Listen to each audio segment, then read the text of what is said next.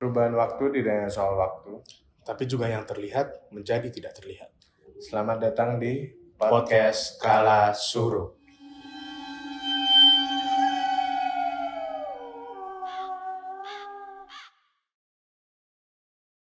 Jangan tengok belakang. Bila itu tidak pasti.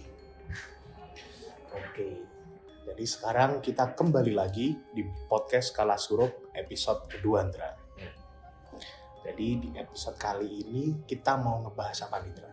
Jadi kita bakal bahas mengenai cerita dan pengalaman dari teman kita namanya Johan. Kebetulan namanya disamarkan ya. Betul. Nanti bakal ada 2 cerita yang nanti dibawain Faza sama aku ya. Ceritanya apa tuh, Zon? Nah, jadi di cerita Johan kali ini aku bakal menceritakan kejadian ketika dia masih kecil, dan juga Indra akan menceritakan kejadian ketika dia sudah cukup dewasa lah. Jadi di sini nanti ada 2 cerita dari Johan. Oke, sebelumnya ini kita ada sponsor nih dari Belang 3 Coffee. Yoi, jadi kita di podcast kali ini kita kembali ditemani sama produk dari Belang 3 Coffee. Salah satu coffee shop yang oke banget, cozy banget di Jogja, di Jalan Kaliurang kilometer 5 di Gang Megatruk nomor 2. Yang dimana di sini tuh tempatnya nggak cuma jualan kopi aja, Andra. Ada jualan matcha, jualan teh. Kopinya juga enak banget nih. Apalagi di sana juga ada makanannya apa, Andra? Ada cheesecake, ada brownies. Tempatnya juga cozy buat teman-teman mau nongkrong, mau tugas bisa langsung aja datang dan shout out ke Belang 3 Coffee. Oke, jadi langsung kita mulai aja ya, Indra, ceritanya ya.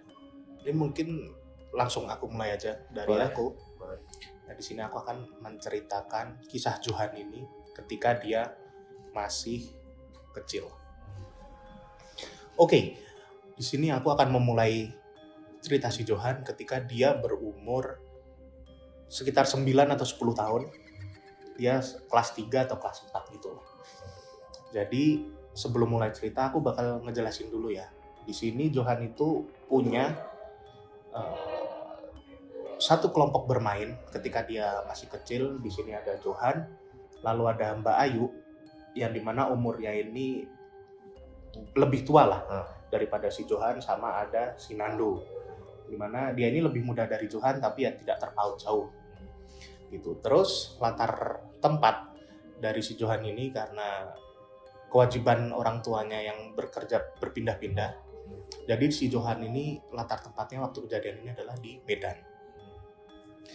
Nah, jadi ada di satu malam, biasanya di daerah lingkungan si Johan, si Mbak Ayu sama si Nando ini, sekitar malam jam 8:30 gitulah, itu biasanya ada tukang bakso lewat di komplek perumahannya si mereka bertiga ini. Jadi mungkin aku jelasin juga layout tempatnya ya. Jadi layout tempatnya itu si rumahnya Johan sama rumahnya Mbak Ayu ini tuh berdekatan. Kayak sebelahan gitu. Terus rumahnya si Nando ini lumayan agak jauh, tapi yang nggak jauh banget. Dan rumahnya si Nando ini dekat sama pekarangan yang ada di lingkungan tersebut. Jadi rumah mereka tuh dipisahkan oleh jalan. Benar. Jadi ini rumah si Johan, rumah si Ayu, kemudian ini jalan besar. Nah, di sini baru rumah si Nando tadi ya. Oke, gitu. Dan di belakangnya tuh ada pekarangan pohon pisang gitu. Jadi kalau misal mau ke rumah si Nando ya harus melewati pekarangan pohon pisang ini ya. Oke, jadi karena tadi aku udah jelasin kok misal setiap jam 8:30 itu tuh ada tukang bakso lewat. Ada di satu malam si Johan ini tuh pengen makan bakso sama si Mbak Ayu ini. Udah tuh mereka keluar, mereka makan bakso bareng lah. Mereka makan bakso sampai sekitar mungkin jam 9-an lah ya. 9:09 lah. Itu terus mereka tiba-tiba kepikiran nih. Kita sekalian main apa gitu. Kita main juga, kita ngajak si Nando buat keluar, terus ya main dulu lah malam itu sebelum mereka pulang habis makan bakso itu. Tapi itu kan posisi malam. Jadi kan kalau misalnya anak kecil kan biasanya juga pamit juga ke orang tua. Benar. Nah, ya udah si Johan akhirnya dia itu pamit ke orang tuanya. Namanya udah anak kecil terus jam segitu ya. Ya awalnya pastinya orang tuanya nggak ngebolehin nih. Ngapain kamu malam-malam keluar habis makan, udah pulang aja karena udah jam segini. Tapi karena si Johannya terus mungkin maksa ya, atau mungkin ngerengek gitu karena namanya masih bocah juga, dia ngerengek, dia mintalah tetap pengen main. Akhirnya si orang tuanya ini ngebolehin lah buat main, tapi dengan syarat udah kamu boleh main tapi harus ada si Mbak Ayunya ya, soalnya kan dia lebih tua bisa ngejagain lah, dan juga jangan main sendiri, jadi harus ada yang jaga. Dan juga orang tuanya bilang boleh main tapi nggak boleh lewat jam 10 lah, karena udah terlalu larut, dan juga nggak baik juga kan anak kecil malam-malam keliaran gitu main gitu. Makanya boleh keluar asal sama Mbak Ayu sama Nando, dan juga ada batas jamnya, jam sekian harus udah pulang lagi. Udah akhirnya si Johan seneng banget tuh karena dia boleh main sama temen-temennya. Akhirnya dia bilang ke Mbak Ayu, dan Mbak Ayunya juga dibolehin. Ya udah mereka main tuh, mereka jalan ke rumahnya si Nando. Nah, tadi kan aku udah bilang nih kalau misal mau sampai ke rumahnya si Nando, mereka itu harus ngelewatin pekarangan itu. Udah mereka jalan, di tengah jalan ketika mereka si Johan dan si Mbak Ayu ini mereka ngelewatin pekarangan itu, tiba-tiba si Mbak Ayu ini berhenti, teman-teman. Si Mbak Ayu ini berhenti dan dia itu nge-freeze. Dia nggak gerak sama sekali. Dia cuman nunjuk ke satu titik pohon yang ada di pekarangan itu.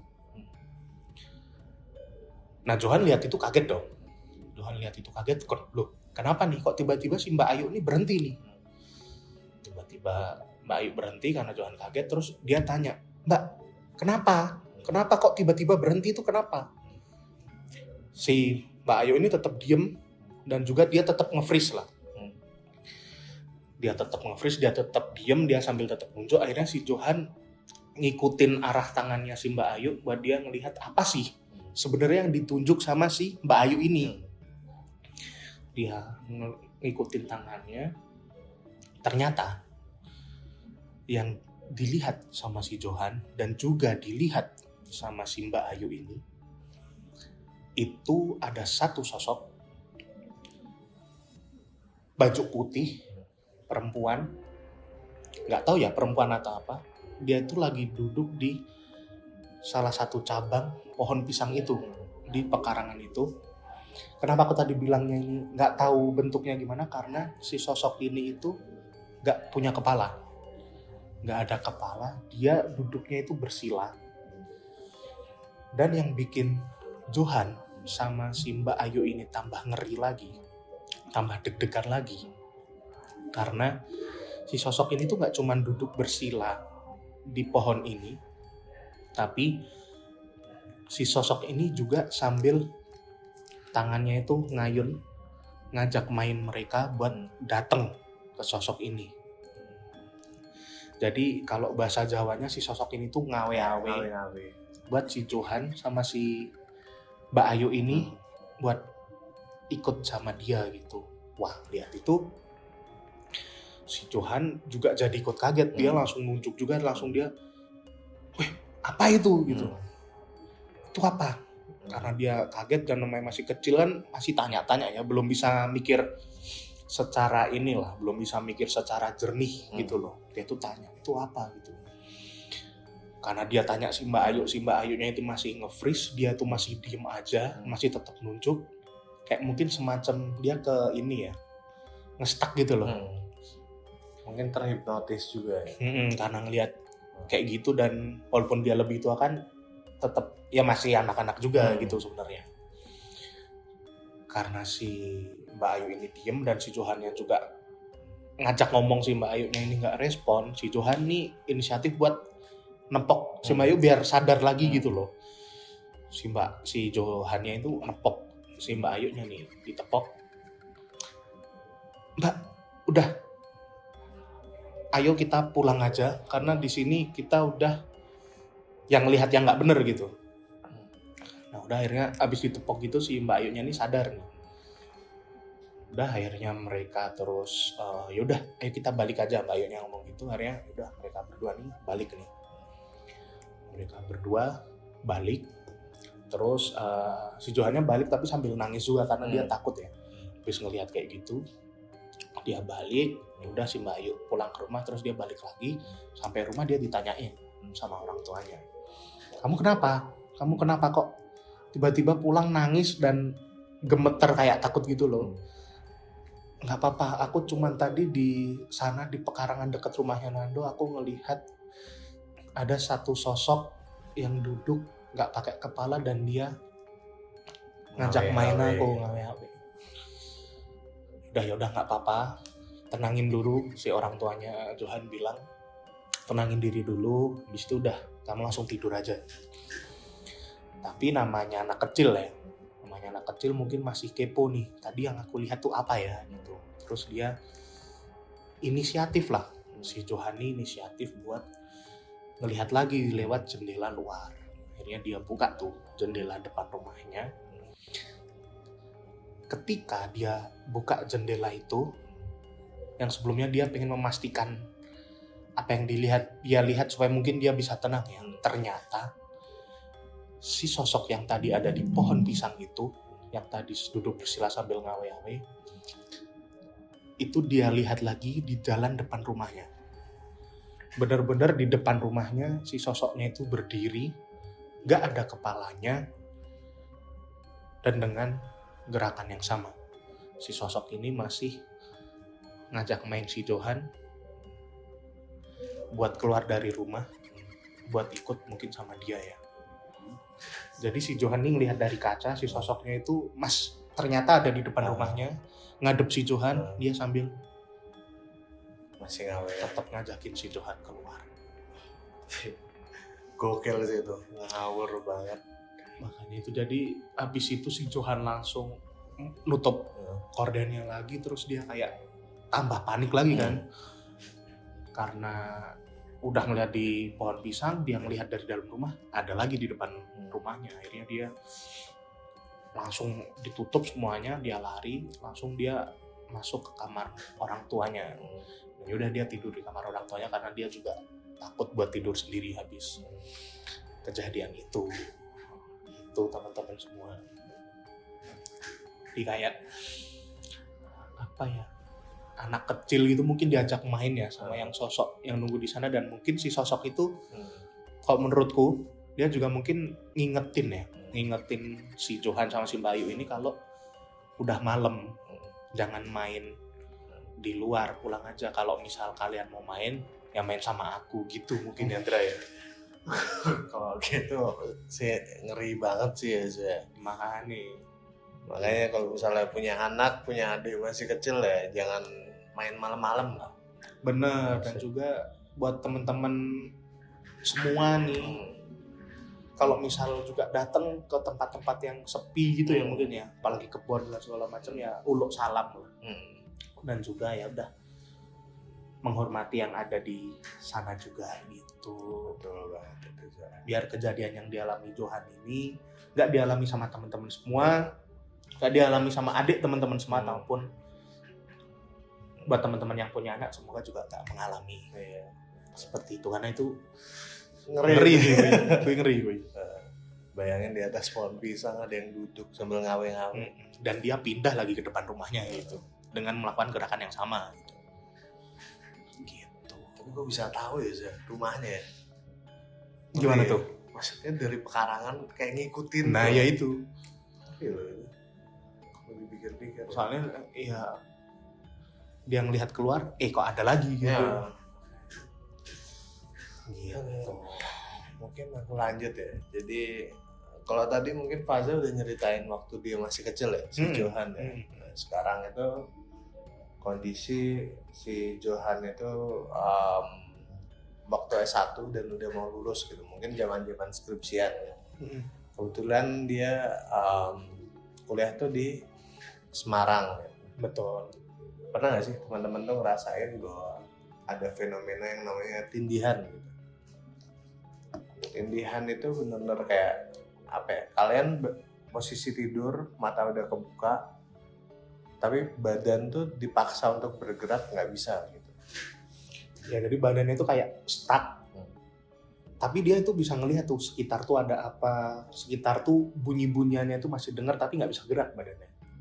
Dan kebetulan si Johan ini ngerasain hal kayak gitu. Tapi yang biasanya orang lihat kan pasti kalau tindihan itu matanya bisa buka, kemudian dia bergerak ke kanan ke kiri, mencari kenapa dia tuh tertahan gitu. Dan biasanya kan ada sosok yang dimana menampakkan diri. Betul. Dan kebetulan juga di kasus Johan ini sleep paralysis atau ketindihannya itu bakal dia ingat sampai saat ini. Oke. Jadi waktu zaman skripsian itu mungkin dia capek ya. Johan itu cobalah tidur. Yang seharusnya tidur itu merupakan jembatan dari dunia nyata dan dunia fana. Kok waktu pas si Johan ini tidur nih, dia tuh ngerasa bahwa badannya itu beneran ditindih. Oke, jadi yang mungkin niatnya si Johan ini dia mau tidur buat istirahat ya, habis chaos hektik ngejalanin skripsi apa segala macem, tapi kok bukan relax atau ketenangan yang didapat, tapi kok dia malah dapat satu pengalaman yang nggak bisa dilupain ya, Indra ya. Betul. Jadi posisi waktu dia tidur, dia tuh ngerasa karena dia kan pakai selimut kan, dia merasa bahwa dia bangun, mata udah terang lah, maksudnya matanya udah bisa ngelihat sekitar gitu. Dia tuh ngerasa di bagian selimut tuh seperti ada yang ini sih, seperti ada yang napak tangannya gitu. Oke. Itu dia ngerasain dari kaki ke badan ke tangan gitu. Waktu dia mulai bisa nengok, jadi mata dari yang ke kiri ke kanan, akhirnya dia pas kayak gini nih, lihat ke atas gitu. Ada sosok, dia pokoknya warnanya hitam, matanya mirip reptil gitu. Jadi dia kayak gini dan nggak ada rambutnya teman-teman. Jadi dia pas di tangannya sini dia ngeliat ke arah Jordan gitu. Sudah itu beneran itu hari pertama aja. Hari pertama dan dia ngerasain itu dia baru bisa gerak tuh. Dia kaget kan. Terus itu dia berdoa dengan keyakinannya gitu. Udah, kemudian dia mikir mungkin kayak gitu mungkin gara-gara aku capek aja gitu. Oke, jadi ini mungkin ada beberapa hari dan gangguannya nanti pelan-pelan gitu ya, Andra ya? Ya, betul. Dan ini di hari kedua itu dia merasa bahwa mungkin di hari pertama gangguan-gangguan kayak gini tuh biasa dialami oleh orang-orang yang kecapean. Dan di hari kedua betul lah dia istirahat, nyoba, posisi juga habis capek skripsian, dia ngerasa ya paling cuma kemarin aja gitu. Dia nyoba tidur lagi, waktu nyoba tidur lagi dia tuh ngerasain hal yang sama aja. Dia lagi tidur sama kayak tindihan tadi itu. Dia ngerasain dari gerakan-gerakan itu. Dan bedanya yang hari pertama kan dia ngerasain dari bawah ke atas gitu. Nah itu tuh yang ke hari kedua dia tuh ngerasain dari punggung tuh dia rasanya panas banget. Di situ ada tangan, dari sini dia ngeliat tangannya tuh kukunya panjang gitu, hitam, dan posisi makhluk itu tuh kayak nggak punya daging gitu. Emang bentukannya tulang sama kulitnya tuh jadi satu gitu. Dan dia itu tangannya kayak gitu, pelan banget, ngejalar gitu ya? Kayak ngejalar dan itu beneran kukunya panjang gitu. Di situ si Johan kaget kayak akhirnya baru bisa bangun lagi kan. Nah di situ dia udah mulai janggal udah. Kayak dia nggak bisa nih, aku kayaknya nggak bisa terus-terusan tidur di sini gitu, di kos-kosan itu waktu di Semarang. Ya soalnya dia kayak dari hari pertama ngalamin dari bawah naik, terus di hari kedua dia ngalamin lagi tapi lebih intens, udah mulai masuk ngerangkul gitu ya ke Iya. badannya dia ya. Nah, posisi karena mungkin dia ngerasa di Semarang nih nggak aman ya. Nah, dia memutuskan untuk ya udah aku lusa balik nih. Aku lusa balik. Nah, di situ dia masih berpikir tuh, masih positive thinking bahwa ya udah ini mungkin 2 hari, yang hari ketiga nih nggak mungkin ada lah ya. Ya betul. Nah, jadi posisinya waktu gede ini si Johan ini kuliah di Semarang, tapi dia sekarang udah tempat tinggalnya domisilinya di Jogja ya teman-teman. Nah, betul. Di Jogja. Tadi waktu kecil di Medan, sekarang di Jogja. Gitu. Jadi di Semarang tuh cuma buat kuliah Iya. aja. Nah, di hari ketiga dia tuh posisi juga lagi tidur. Kemudian waktu tidur itu dia merasa tindihan lagi. Tapi yang aneh sekarang, Ini posisinya di mana nih, Dra? ini waktu itu masih di Semarang sebelum Oke. dia balik ke Jogja. Sebelum dia balik ke Jogja, dia tuh ngerasa tindihan. Itu tapi sama kayak hari pertama, dia tuh ngerasa bahwa ada gerakan tuh dari bawah, dari bawah, dan sampai sini yang awalnya dia cuma di sini, makhluknya itu cuma di atas sini lah, dia cuma kayak gini. Nah yang sekarang itu dia kayak gini, dia langsung ngarah ke mukanya si Johan gitu. Jadi kayak gini. Jadi dia kayak natap dan lidahnya tuh panjang tuh. Lidahnya tuh menjulur, habis itu jilat si Johan dari leher sini Mosok. sampai atas. Iya. Dia jilat pelan-pelan gitu. Mungkin Johan yang mungkin udah mulai sadar dan dia merasakan ada jilatan itu. Dia langsung bangun. Waktu itu aku agak lupa dia pakai bahasa Jawa apa pakai bahasa Indonesia ya. Pokoknya intinya kalau di bahasa Jawanya, sopo kowe? Ngopo ganggu aku gitu. Nek gelem gelut wae gitu. Iya, iya. Di saat dia ngomong kayak gitu dan mulai diberaniin, sosok itu tuh mulai pelan-pelan menghilang gitu. Nah, waktu mau OTW ke Jogja, dia merasa bahwa badannya tuh nggak enak badan, semacam kayak demam gitu, demam menggigil gitu. Nah, posisi dia udah balik ke Jogja, dan ya yang kita ketahui bahwa misalnya kita pindah tempat pasti aman lah gitu. Ya apalagi itu dia balik ke Jogja ke rumahnya sendiri gitu. Dan ternyata bayangan kita dan mungkin teman-teman sekalian itu salah. Jadi waktu dia balik ke Jogja, yang seharusnya udah mulai nyaman, yang harusnya lebih aman, waktu dia mencoba istirahat, waktu dia sakit, dia tuh ngerasain hal serupa. Dan itu berjalan mungkin 3-5 hari dengan gangguan yang berbeda-beda. Ada yang mulai dari gerakan tangan tadi, akan tetapi tidak menunjukkan wajahnya. Ada juga yang gerakan dari belakang tadi, dia ngerasain ada tangan yang menjulur sampai dada gitu. Ada yang seperti kepalanya tuh dimainin kayak gini, dia ngeliat tangannya dari sini ke sini. Itu gangguan tuh dari mungkin dari hari ke-4 sampai hari ke-10 dia ngerasain kayak gitu tuh seminggu di Jogja gitu. Masih dengan kondisi yang sama gitu ya. Nah, dan itu masih dengan makhluk yang sama.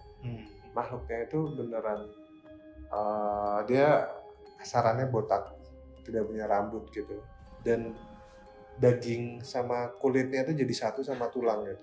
Nggak ada daging, maksudnya kulit sama tulangnya itu jadi satu. Jadi teman-teman bisa bayangin bahwa